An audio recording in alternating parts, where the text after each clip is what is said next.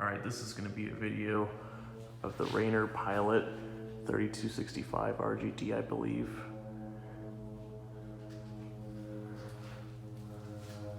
I don't know what brand this door is, but it's not in the best shape. Has a little squeak when it closes. Chain's a little bit loose too.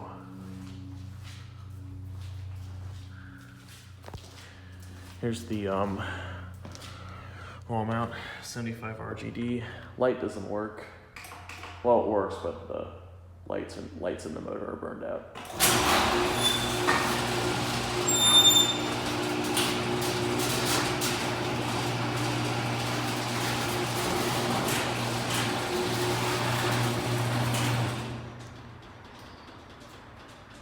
This thing can use some good adjustment.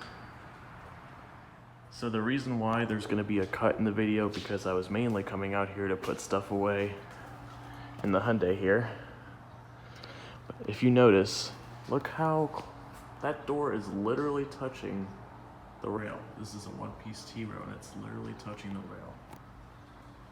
Man, this thing is I wouldn't say somewhat, it's very much installed and properly. Just look at that.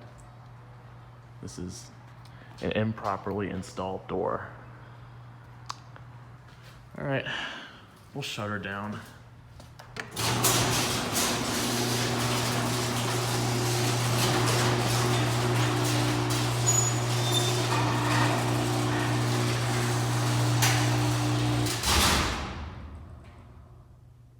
I don't know what to say.